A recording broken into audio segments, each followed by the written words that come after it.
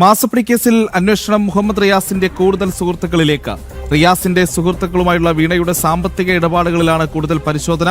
വീണയ്ക്ക് കൂടുതൽ കമ്പനികളിൽ പങ്കാളിത്തമുണ്ടോ എന്നും അന്വേഷിക്കും. നിഖിലിന്റെ പിടിച്ചെടുത്ത മൊബൈൽ ഫോൺ ഫോറൻസിക് പരിശോധനയ്ക്കയക്കും. വിവരങ്ങളുമായി മിഥുൻ അയ്യപ്പൻ ചേരുന്നു. മിഥുൻ, ഏറെ ശ്രദ്ധേയമായിട്ടുള്ള കാര്യം വീണ വിജയന്റെ സാമ്പത്തിക ഇടപാടുകൾ, അത് CMRL എക്സാലോജിക് ഇടപാടുകളിലേക്ക് നമ്മൾ ആദ്യം പറഞ്ഞു കേട്ടിരുന്നത് 2.75 കോടിയാണ്. പിന്നീട് അത് 20 കോടിയിലധികമായി മാറുന്നു. വിദേശത്തേക്ക് പണമിടപാടുകൾ നടത്തിയതിന്റെ രേഖകൾ പുറത്തുവരുന്നു. ലേക്കർ ഇന്ത്യ കോർപ്പറേഷൻ എന്ന് പറയുന്ന ഒരു ഷെൽ കമ്പനിയെ കുറിച്ചുള്ള വിവരങ്ങൾ പുറത്തുവരുന്നു. പിന്നീടാണ് അതുവരെ വീണ വിജയൻ നടത്തിയ സാമ്പത്തിക ഇടപാടുകളെല്ലാം ഒരു വ്യക്തി എന്ന നിലയിൽ അവരുടേത് മാത്രം എന്ന് പറഞ്ഞിരുന്ന മുഹമ്മദ് റിയാസിന്റെ സുഹൃത്തുക്കളിലേക്കും അന്വേഷണം പോകുന്നത്. മറ്റു വിശദാംശങ്ങൾ. തീർച്ചയായിട്ടും ഈ കേസുമായി ബന്ധപ്പെട്ടുള്ള അന്വേഷണം ഇപ്പോൾ കൂടുതൽ ഹവാല ഇടപാടുകളിലേക്ക് കൂടി വെളിച്ചം വീശുന്ന തരത്തിലേക്ക് മാറിക്കഴിഞ്ഞു എന്നുള്ളത് തന്നെയാണ് ഇപ്പോൾ പുറത്തുവരുന്ന വിവരങ്ങളെല്ലാം തന്നെ.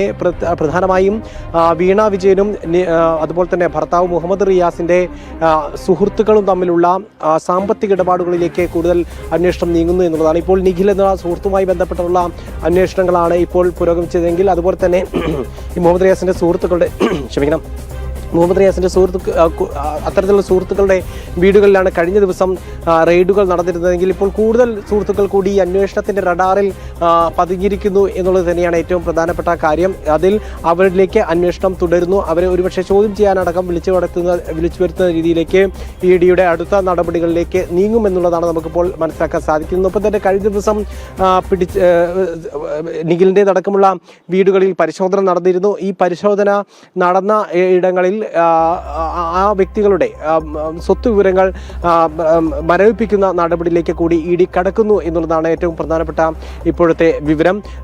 മാത്രമല്ല ഈ നിഖിലിന്റെ ഒരു മൊബൈൽ ഫോൺ ED പിടിച്ചെടുത്തിരുന്നു.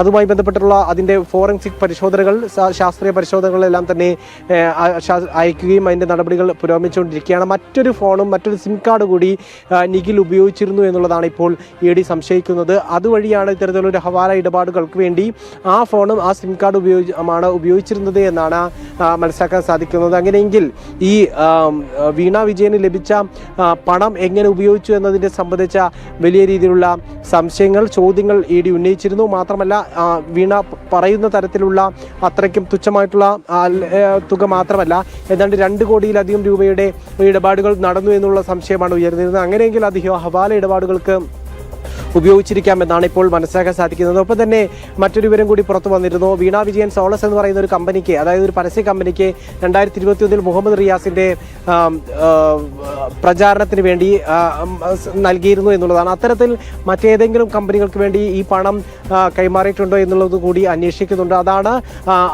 ഇപ്പോൾ ഈ അന്വേഷണത്തിന്റെ ഒരു വ്യാപ്തി.